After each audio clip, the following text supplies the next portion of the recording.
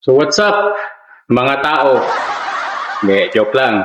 Sa mga manonood nito. So itong maikling video na to is patungkol lamang sa isang comment or katanungan na dapat pa ba o di pa bang mag-aral ng Thai language kapag subukan mong magtrabaho rito sa kahit anong larangan.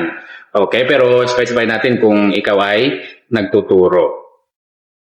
Para sa akin, para sa amin na matagal na rito, as a teacher, foreign teacher dito, hindi mo na talaga kailangan mag-aral ng Thai language.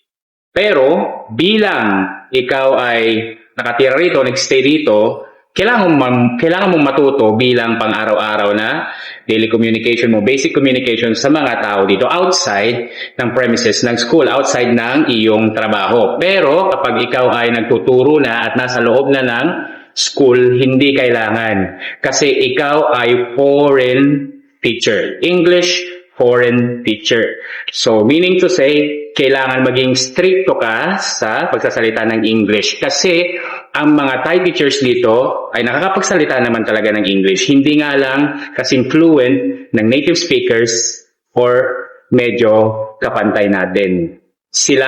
Nagtuturo sila in Thai language and also in English language. Pero tayo, na English foreign teachers, kailangan mag-stay tayo, mag-focus, maging strict sa paggamit ng English. Kasi, yun ang kailangan matutunan mga bata. Mga bata rito, kapag Thai teachers yung nagtuturo ng English sa kanila, hindi sila masyadong nagpo-focus. Kasi, ang notion nila, nasa isip nila, pwede namang magsalita ng Thai. So, foreign teachers dito, madami yung gumagamit, nagsasalita ng Thai sa loob ng classroom para lang ma-entice or makuha yung attention ng mga bata. All goods naman yun, walang problema. Pero as much as possible, dapat maggamit ng English. Kasi yun naman yung main goal, main focus natin as an English foreign teacher. Yun ay matuto sila, okay, mag-focus sila sa pag-learning ng English. Okay? Kailangan natin silang i-push. Kailangan natin silang mas lalong turuan para sila ay matuto. So, to make it short, okay, within your line of work as a teacher, you don't really need na matuto na ng Thai. But, bilang ikaw ay nag-stay dito, okay, for the community outside your work premises, kailangan mo at least matuto ng basic Thai language para sa iyong daily communications naman sa ibang tao. Yun lamang. Teacher Art, ano masasabi mo? Kailangan pa ba? Really need pa ba ang matuto ng Thai language kapag ikaw ay nagtuturo na? Hindi na kailangan. Bakit naman? Kasi para sa akin, pumunta ka naman dito para mag-teach ng English. Huwag kang mag-teach ng Thai. Hindi mo na kailangan mag-aral ng Thai para turo sa mga estudyante ang Thai English kasi alam na ng mga Thai teachers ang Thai English. So, para sa akin, mas mabuti focus ka na lang sa English pag nasa classroom ka. Pero, pag nasa labas ka naman, kailangan mo pa rin mag-learn ng basic Thai kung bibili ka sa mga ganyan.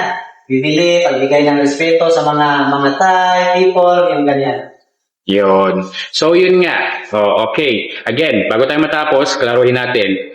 Within the premises of your work, teaching, okay, no need to speak Thai. Kailangan mong i-push na matuto yung mga Thai students. Kasi nawiwili sila. Kapag alam nila na ang foreign teacher ay marunong mag-Thai, nawiwili sila at nakikipaglaro na lang sa'yo imbis na mag-focus na mag-learn or matuto ng English. Kasi ang ginagawa nila, they try to speak in their own language. Nagtatay sila, imbis na mag-English.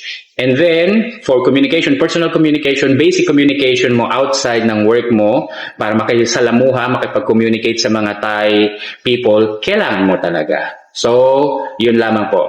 I hope nasagot namin ang inyong katanungan. Bye-bye!